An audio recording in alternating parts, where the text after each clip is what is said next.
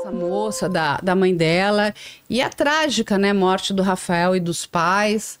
Enfim, o Cupertino, ele ficou foragido muito tempo. 3 anos. 3 anos, e quem vai capturar o Cupertino é a Ivaldo. É. E é uma história maravilhosa de perseguição, a Ivaldo vai contar aí pra vocês. Mas é um trabalho bem bacana da HBO, da Mônica Pimentel, da Verônica, da Adriana Chequete e dos irmãos, os irmãos da Grifa, que são maravilhosos. E fizeram essa série. Eles fizeram uma abordagem, assim... O Fernando e o Maurício. Do ponto de vista da Isabela, né? Porque a parte criminal, polícia... mas quando ela fala, né? Tudo de ruim que aconteceu na minha vida foi meu pai que causou. Nossa. É muito... puxado, né? E ela hoje... eu não a conheci durante esse período que estava atrás do pai dela, várias vezes. Não é melhor falar com a Isabela, porque ela pode dar alguma informação do que o pai fazia e tal. E eu não tinha coragem, assim, porque a gente não achava o pai dela, né? Foi inúmeras viagens para vários estados. Cada hora ele estava num lugar. E eu me sentia assim, não, enquanto não encontrar o pai dela... Porque eu me sentia assim, pô, a gente já não pôde impedir, né? Essa menina passou por violência, ela e a mãe, que nunca contaram. Quer dizer, a polícia, né, ou a justiça não pôde impedir. Acabou com a família, né? Mata os pais e o menino. E com o amor, né? Que você vê que ela contando a história, né? De como ela conheceu o Rafael. Então eu só a encontrei quando a série ficou pronta. E até pedi desculpa, né, pra ela. Eu falei, desculpa se eu demorei tanto. Porque ter o pai dela preso deu segurança pra ela, porque ela tinha a sensação que ele voltaria como voltou e que mataria ela ou a mãe, né? Ele queria... Porque elas eram as testemunhas, né, do caso. E é um caso que é muito chocante porque vai mostrar a questão da violência familiar dentro das casas, essa violência contra a mulher. Psicológica, né? É muito o que ele fez com essa menina. E assim, eles moravam num local pequeno, apertado. É um cativeiro. Ela morava num cativeiro. E a série mostra isso, né? É um tanto quanto angustiante. Ela não podia sair de casa. Ela ia para a escola, tinha que voltar para casa, ela tinha que ficar num cubículo fechada. Ele tirou o celular dela na época. Ela tinha um caderno onde ela escrevia e fazia uns desenhos, até que ela vai conhecer o Rafael. E o Rafael é um menino doce, né? Um menino engraçado. Ele lembra do comercial do brócolis? Que ninguém queria, ele pede brócolis, depois a mãe fala, ele falou assim, posso pegar chicória? Isso, bonitinho. Chicória, meu. E ele se apaixona por ela. E quando a mãe vê isso, né, assim, aquela coisa do primeiro amor, né, do primeiro encontro, e a mãe conhecia a violência do pai, então a mãe tentava acobertar ali o tempo todo, até que o pai descobre, impede ela de continuar o namoro, ela fica bastante tempo presa, assim, dentro de casa, e numa festinha, acho que é uma festa junina, né, Ivalda? A mãe vai criar toda uma situação para ela poder encontrar um namorado, para o pai não saber, até que o pai descobre, aí ela vai para uma pracinha pedir socorro, pedir ajuda, ele vai até ela, quando ele vai pedir ajuda para a família. Então, quando a gente vê aquela imagem do Rafael chegando com os pais, eles estavam indo para tentar ajudar a Isabela. E pra pedir, né, em namoro, assim, foi com os pais, uma coisa que nem se vê mais. Mostrar, olha, nós somos uma família, meu filho é decente, é uma pessoa honesta, gosta da sua filha. E o que ele faz? Ele pega a Isabela, joga ela pra dentro de casa, ele tava com uma arma, aí eu vou deixar a Ivalda contar, porque ela... foi premeditado, né, porque ele sempre estacionava o carro na porta da casa. E a própria Isabela fala que quando ela chegou, não viu o carro do pai, falou, olha, ele não está aqui. Mas ele já premeditando isso, ele deixa o carro a 2 quadras, um carro que era roubado, e era dublê, né? Esquentou o carro com uma placa de um carro quente, e ele está armado. Então ele põe ela para dentro e mata os 13 tiros e aparece, é tudo filmado. Por quê? Porque a casa toda era com câmeras, a porta da casa. Então, foi tudo filmado. Não tem, ele nega, né? No julgamento ele nega. fala que não foi ele. Ele dá a entender que foi a Isabela. Mas é louco, né? E aí ele vê ele caminhando, atravessando a rua, entrando no carro e vai embora.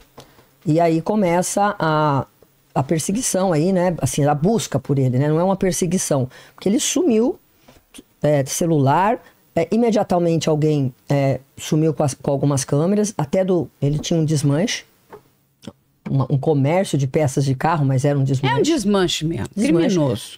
Todo com imagens, com tudo, e também alguém foi lá, retirou tudo. As imagens que foram possíveis recuperar, você vê perfeitamente que foi ele e tal. Ele mata 13 tiros, vai embora, recebe a ajuda de 2 amigos, tanto de logística como financeiramente, e vai para Ponta Porã. E aí começa a busca o fato foi no dia 9 de junho, ele foi preso 19 de maio, faria 3 anos do fato. E aí ele foge e ele continuava o quê? Aterrorizando a família. Sim. E ele queria, né, de novo, pegar a filha, porque ele entendia que aquela filha era a posse dele. Essa menina... E sabe o que é triste nisso tudo, Vilela?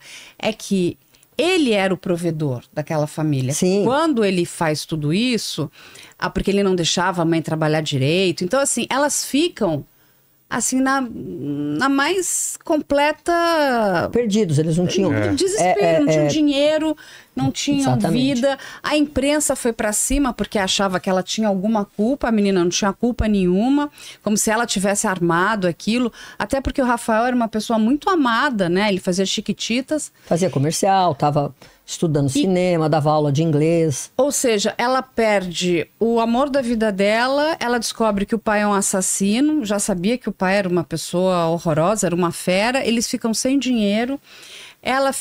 O olhar da menina, né? Porque assim, até a série vai mostrar umas imagens da época, ela em completo desamparo. A menina, ela tinha um olhar perdido, assim. O que vai acontecer com a nossa vida? Tem o irmão mais novo, que também fica... já era uma família desestruturada pela violência do Paulo Cupertino, que chegou a ficar 12 horas espancando a mãe. Lembra? 12 horas.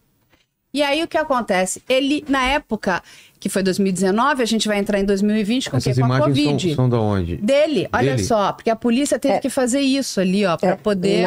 Quando ele faz ele foge, né? E aí não se tem mais notícia dele aqui no bairro lá, que é o bairro da Pedreira, no extremo sul de São Paulo. O DHPP, nós temos lá o setor de arte forense. Então nós demos a foto dele, atual, que é a primeira, como ele estava, né? E como ele poderia se estar passando por aí, né? Usando boné, óculos, com barba, tirar a barba, raspar a cabeça. A única que eu discordei aí foi dele raspar a cabeça, ficar... Ele é muito vaidoso. Porque ele era muito vaidoso. Ele fazia as mãos, pés, ele cuidava da pele e ele tinha uma vaidade com o cabelo, sabe? Ele nunca cortava curto, ele tinha um cabelo mais cheio, curto. Arrumava barba, sempre bem cuidado, sedutor, né? Mulherengo, aquela coisa. Então eu falava, olha, de tudo isso aí... Ele tinha uma outra família, viu? Ele tinha a família original, que é a esposa, né? Dele, que falou em depoimento que estavam separados, porque ela soube que... Ele mantinha a 400 metros a casa da outra, com 2 filhos. E não queria se separar dela. Então ele ficava um pouco lá... E ele só ia na casa da Isabela e da mãe, era agressivo, comia lá, lógico, dava tudo que elas... Dentro do que ele também achava que era conforto, né? Porque aquilo lá era horrível, era um cativeiro mesmo. Não, tinha janela. É assustador.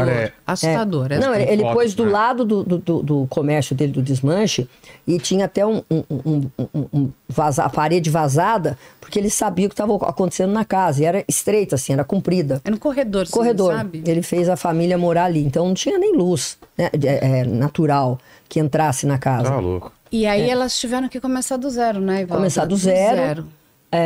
E pra achar esse homem no meio da Covid? Aí vem a Covid. E aí fica mais difícil, né? Porque aí ele, além do boné e do óculos, ele também usava uma máscara.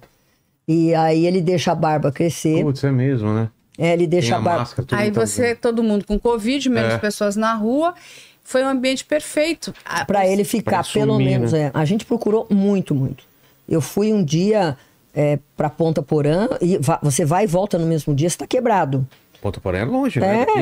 Tá 1.100, 200 quilômetros. Eles chegaram até... Vocês cruzaram a fronteira, foram até Pedro Juan Cabaleiro também, não foram? Pedro Juan. Que país que é? Paraguai. Foram até o Paraguai? Paraguai. DHPP foi até o Paraguai, equipes foram até o Paraguai. Aí volta. Olha, Paulo Cupertino está com Covid, está numa UTI, no hospital tal. Vai todo mundo para lá de novo entrar no hospital, né? Com todo mundo com Covid. Aí, não é aqui, é num ambulatório indígena. Aí os policiais foram também, por meio de uma reserva indígena lá. Não tinha Paulo Cupertino nenhum. E daí nós descobrimos que ele tirou um RG com outro nome. Nome de João Manuel Machado. E ele ia votar, porque ele pegou todos os dados, ele poderia até votar se ele quisesse. Pô. Com todos os dados do cara, ele estava com título de eleitor, tudo bonitinho lá, se passando por João Manuel, a barba bem grande.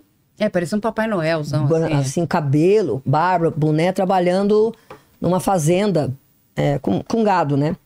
E dizem, né, que a fazenda era de um traficante procurado, e tanto que ele foge, né? Na série a gente mostra lá, quando chega, ele foge com esse traficante num bimotor lá, num avião, numa estrada lá, num aeroporto improvisado, ele acaba fugindo e dizem que foi para o Paraguai.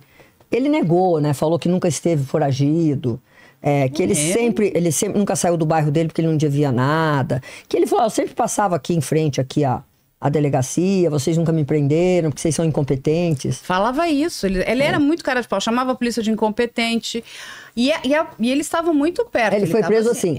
Ele emagreceu. Pintado o cabelo. Pintou com nuguete, porque ele mesmo pintava. Acho que era nuguete, sei lá. Deve ser. Pretinho pneu. Aqueles negócios do sapato que passou. Pretinho pneu. Pretinho pneu. Ele passa no pneu, sabe? Pra deixar o pneu. Acabou. Mas é que ele emagreceu muito, e aí aquela barba, porque a gente tinha a imagem dele sem barba, depois ele foi o RG novo com barba e já grisalho, então bem grisalho, e ele amarrou o cabelo, né, para fazer o RG, ele põe o cabelo com gel para trás e faz a foto. Quando a gente localiza, ele tá assim, bem mais magro, tal, mas cuidando da pele. Na bolsa dele lá, nos objetos dele lá, tinha lá hipogross. Tinha hipoglós, tinha tudo isso? Ele falava que passava o creme, até me deu a receita, que era para eu passar também. E daí ele fala, aí ele cai em contradição. Cara de pau, né? Ele falou, um dia, eu vi a senhora na televisão, achei que a senhora fosse mais alta. Eu falei, pô, o cara ainda vai me esculachar, né? Tava atrás de mim, e daí ele falou, teve um dia que vocês estavam atrás de mim, a senhora chegou lá, mas eu fugi num caminhão de melancia. Eu falei, mas você falou que nunca saiu de São Paulo? Daí ele falou, não, uma época eu saí, mas eu voltei. Fugiu num caminhão de melancia. Ele falou que ele fugiu. É um cara de pau mesmo, não é? E negou, ainda o doutor Nico era o nosso delegado-geral, vai receber, ele fala assim, te conheço, hein, Nico? Você tá querendo se promover em cima de mim, né? Você tá querendo aparecer aí com a minha prisão. Então, quer dizer, pro Nico, que já é super conhecido, né? Todo mundo conhece o Nico. Mas você sabe qual foi a ousadia dele? Não vou contar aqui, porque o delegado já contou, o Nico já contou. Ele foi processar o Nico porque disse que o Nico festejou quando ele foi preso. Eu falei, o Brasil festejou quando ele foi preso. Ele esse motivo ele queria processar? Não pode festejar? Não, nós dois, eu e o Nico, fomos inquiridos na corregedoria. Eu falei, eu na corregedoria? Mas com quase 30 anos de trabalho, nunca fui na corregedoria. Aí foi eu e o Nico lá. O Nico porque festejou.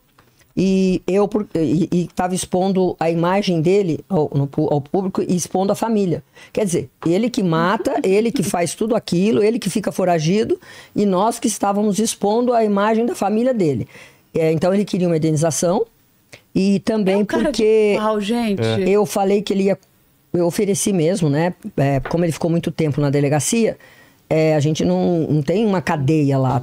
Então eu pedi que fossem buscar umas esfirras ali na esquina.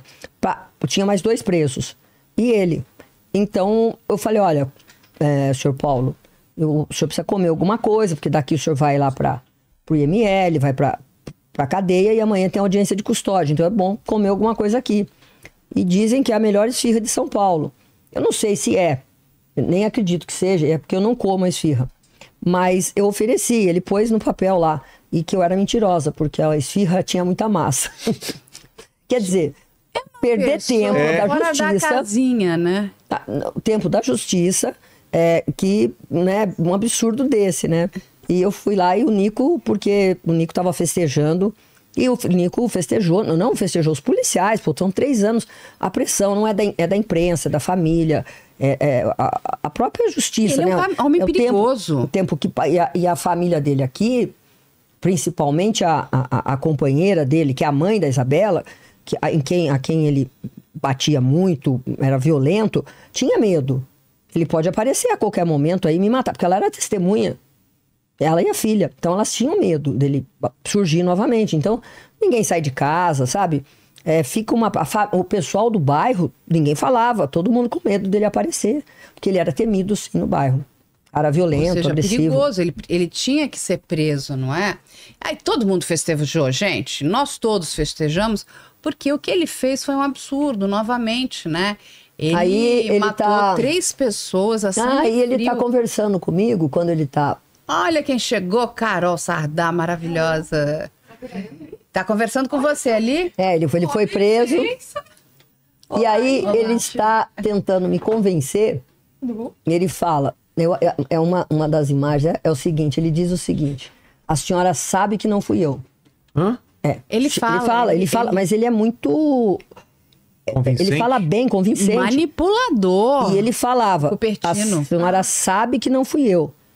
Eu falei, olha, eu tô cumprindo um mandado de prisão, depois você fala lá com o juiz, você se defende. Ele falou, a senhora sabe quem foi. Faça o seu serviço direito. Eu falei, mas se não foi você então, me fala quem foi, eu vou atrás. Ele falou, é a pessoa, eu tô protegendo uma pessoa que eu amo muito, a Isabela.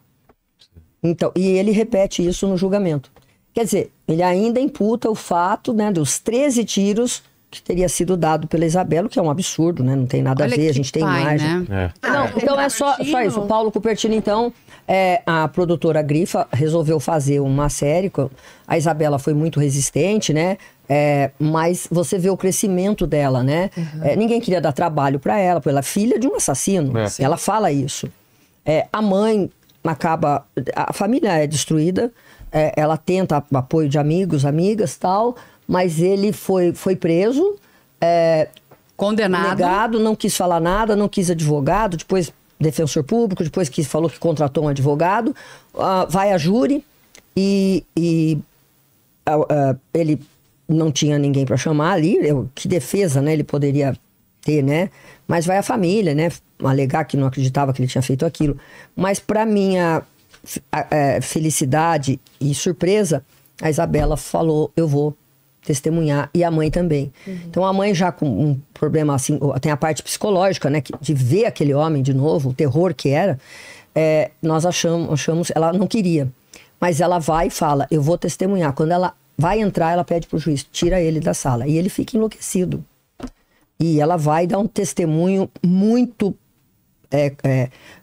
muito dolorido, né? É muito forte. A mãe dela fala também da violência e do que aconteceu, mas mais que isso, depois ela dá um depoimento pra Grifa aí, pra produtora tal, que eu só vi depois, nem sei como vai ficar na edição, em que é comovente, né, o que ela passou, aquela violência psicológica, tanto com a mãe, que ela via a mãe apanhando, ele dava facadas na mãe, né?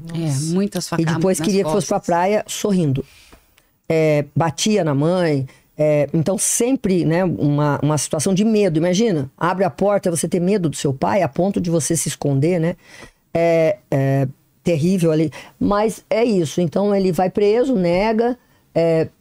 No primeiro julgamento, ele, no meio do nada, ele demite o advogado. O senhor está demitido, então teve que interromper. Mas não foi armação do advogado, nada. Isso aí foi da cabeça dele mesmo. Ele faz isso. Tá? Não, o advogado falou, olha, vou largar, não fazer mais nada. Aí, nomeado, vai ao segundo júri, ele tem 36 anos, né, de prisão. Ele não, pegou mais de 90. Não, desculpa, é triplo homicídio, tá certo. Ele pegou, na verdade, são 3 homicídios, do Rafael, da mãe e do pai. Triplo homicídio, né, com várias qualificadoras ali. Então, ele disse, né, quando eu prendi, que eu que fechei a cela lá, ele falou, e aí puxa para um outro assunto. Ele, quando... Até então, ele tá conversando ali na sala, tal, a gente fazendo o procedimento, né, de papéis e tal. E eu falo, olha, agora eu sinto muito, né, mas o senhor... E eu coloco ele num pequena cela que a gente tem até levar o preso para audiência de custódia. Essa sala fica onde? Fica no prédio lá, só a gente não tem uma cadeia, né? Mas Por é exemplo, tipo... Não, é uma cela mesmo. Você entra uma sala, é uma cela, né? Um grade mesmo. Grade. Quando eu fechei, eu pum, com o cadeado, faz um barulho e dá um eco. Ele virou pra mim, tava de costas, ele olhou assim, fez assim, eu vou ficar preso? Ué? Eu olhei e falei, vai. Ele falou assim, eu não aguento ficar aqui, eu tenho... Claustrofobia? Outros homens ficam com claustrofobia, não é? Então, eles cometem violência, ele falou, claustrofóbicos. eu não consigo, porque lá, como é... Isso me lembra outro caso aí que a gente vai comentar. Então, porque como é um lugar que é só de trânsito, a gente fala de trânsito, ou seja, você prende o cara, até o final da tarde você já tem uma vaga para ele numa casa de detenção ou numa penitenciária, dependendo do caso. Que nem espaço em delegacia que a pessoa ficava lá. Não fica. Você não, por exemplo, não tem lá alimentação. Então a gente é muito rápido. É a prisão, documento, vai embora. Então é mesmo pequeno. E ele falou, não fico aqui.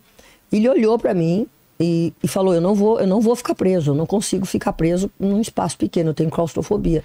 Eu fiquei olhando para ele assim e falei, olha, é o que temos para hoje, né? Então aí depois ele vai preso, nós levamos lá para audiência de custódia e tal, e o tempo todo ele negando.